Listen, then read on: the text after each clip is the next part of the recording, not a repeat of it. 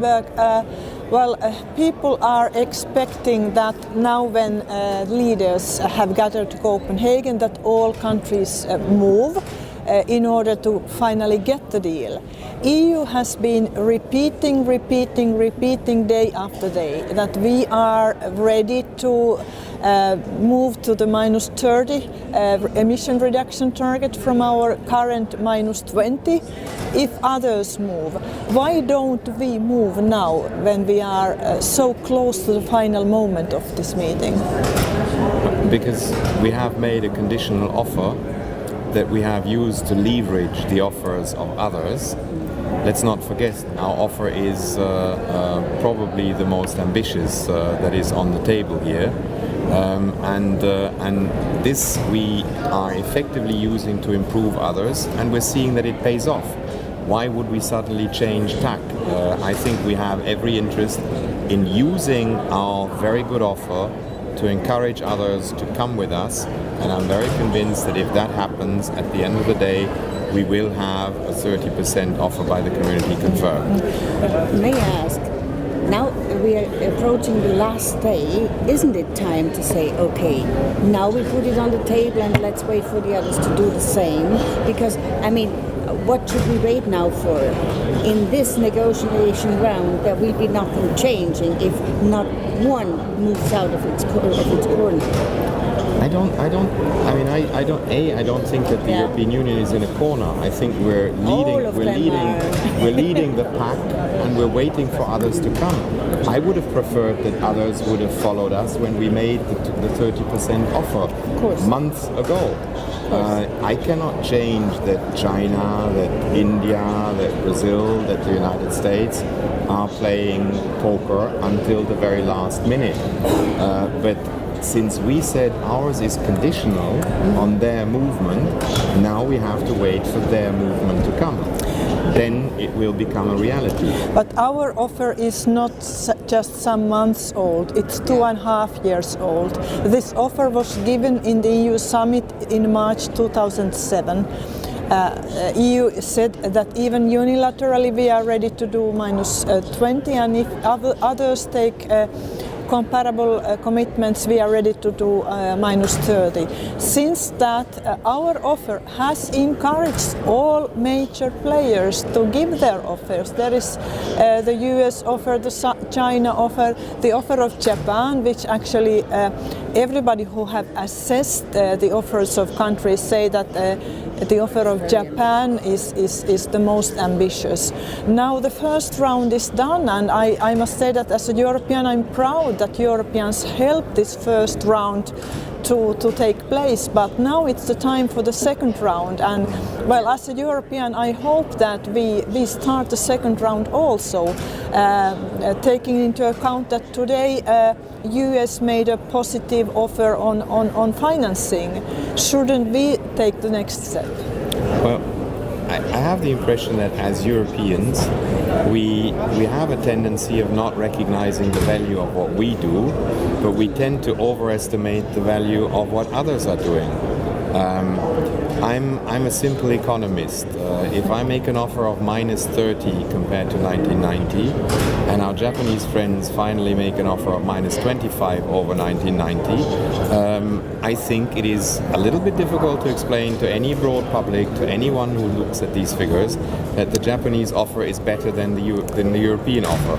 And I could talk you through all the others. Hillary Clinton here in this center today has recognized that the developing countries, in order to adapt and to mitigate, will require $100 billion US. That's needs of the developing countries. She has not offered your US money for this yet. She has simply recognized that there is a need. The check we have not yet seen, and yet in your question you tend to imply that the US have made an offer. I think we need to be as critical with others as we are with our own. Yes, we haven't seen the check of EU in the long-term money either. And on Japan, I would like to say that everybody knows that Japan is the most energy efficient economy of all industrialized countries. So taking into account that and also the fact that EU has a lot of so-called hot air from the new member countries. It's really difficult to say that our offer is the most ambitious. But the most important thing is that all the offers on the table on mitigation do not add up to what is needed to keep global warming below 2 degrees Celsius. We need further steps, and why wouldn't be the first one to start the second round of mitigation offers? Because I think it is important that the first step is taken before the second. We still haven't completed this negotiation. I'm fairly convinced that this negotiation is not going to be the end of all climate negotiations. There will be reviews, there will be a new IPCC report coming out in 2014, and in the light of this, we and others will have most likely to increase our effort. And I'm sure that as we have always responded to science, we will then respond to science. Our offer is at 30. Why? Because the science is telling us that the industrialized nations should make an offer between 25 and 40% reduction over 1990. That's what science says. 30 is well in that bracket. We're the only industrialized country, Norway is better than we are. But other than Norway, we have the most ambitious offer and the only, together with Norway, that is in this bracket. Japan is just touching the bracket, just at 25. All others are below 25. So I think we're doing well. We're leading this negotiation. We're showing the world. We are benefiting because our industry benefits from it. It's not as if we're paying a price. We are first movers. We are leader in technology, so we benefit from this also. It's not as if we simply have to look at this defensively. But I think we should, for once, also recognize when Europe does something well, that we're doing something well.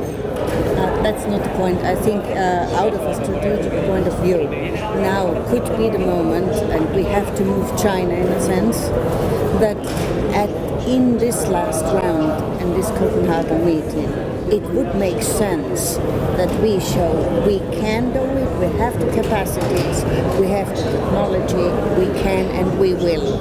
You obviously have experience in negotiating with China. I negotiated 15 years Chinese accession to the WTO. Oh, mamma mia. My experience with the Chinese negotiators is that they hardly ever feel embarrassed. If you walk around the Congress Center here, the Chinese negotiators seem pretty relaxed, with an attitude of China that is blocking completely these negotiations. You said yourself it's good for our economy that we are reducing our emissions. Yes, it is, and I think we're withdrawing real benefits from this. But we also have to recognize that the adaptation implies costs.